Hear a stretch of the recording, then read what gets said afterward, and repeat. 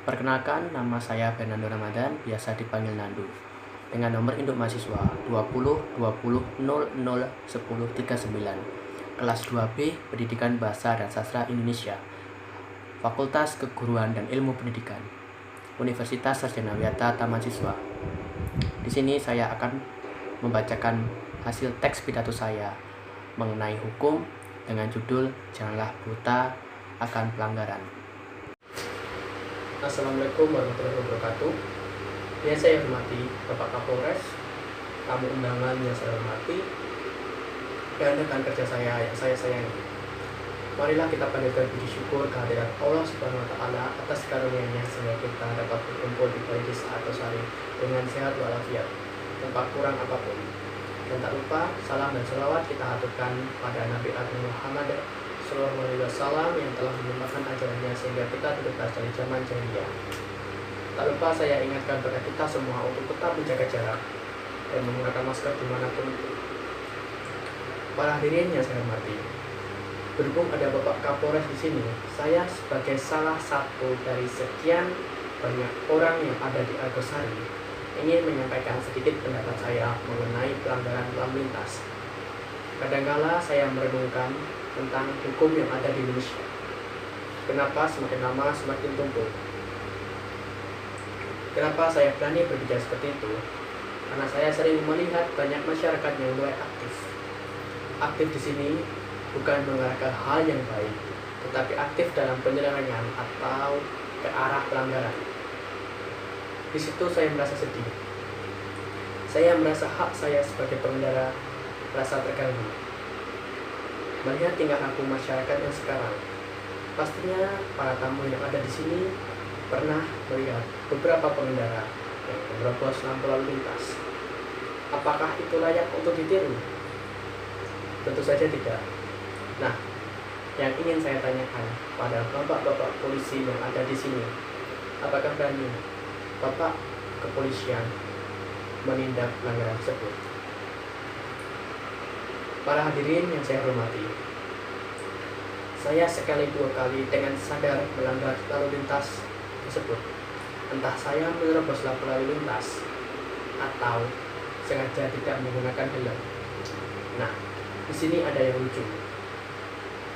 Ketika saya melakukan pelanggaran tersebut, bertepatan sedang ada kepolisian yang sedang asik berselfie seakan sedang bertugas.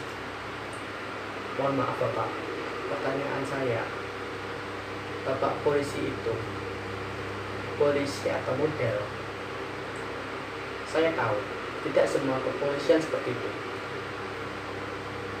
tapi berhubung ada Bapak Kapolres di sini, tolong sadarkan bahwa hanya agar bertugas sesuai tugasnya, agar terciptanya keamanan yang diinginkan bersama.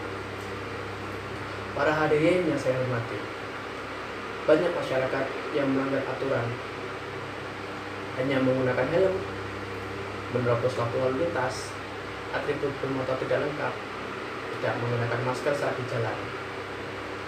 Marilah para tamu yang hadir, termasuk saya sendiri, sadarlah akan hal sesepele itu.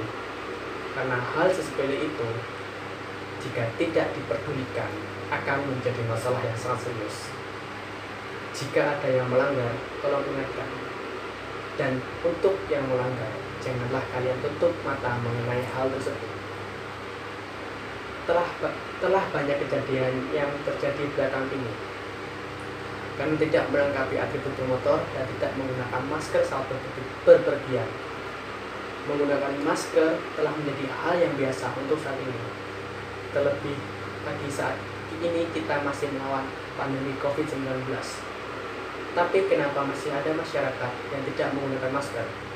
Apa karena tidak penting atau terlalu membawa waktu? Atau harga masker yang mahal?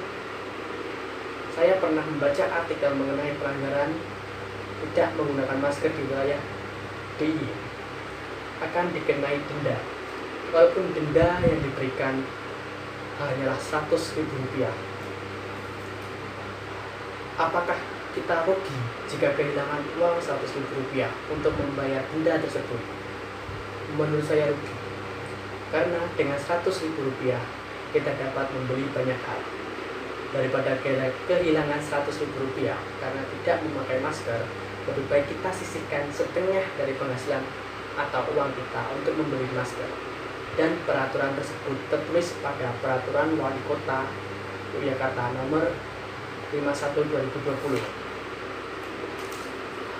Menurut https jogja.suara.com, pada Sabtu 4 Juli 2020, Kepala Satuan Polisi Pamung Praja Kota Yogyakarta Agus Winarto berkata, "Kami akan kawal pelaksanakan peraturan tersebut, khususnya penegakan peraturannya di tengah masyarakat. Segera kami bentuk tim atau satuan tugas penegakan hukumnya." Para tamu yang saya muliakan, kecelakaan kini ada di mana-mana, baik individu maupun massal, luka ringan maupun serius, selamat maupun tidak selamat. Menurut situs bapeda.jogja.prof.go.id, sepanjang 2020 tercatat 74.000 lebih pelanggaran lalu lintas dengan total denda kurang dari 4 miliar dan sekitar 4.000 kejadian kecelakaan dengan rincian berikut.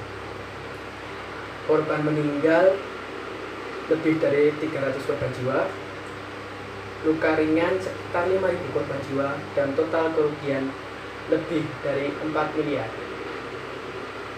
Nah, dari data yang saya dapat, marilah kita bersama-sama jangan buta akan pelanggaran.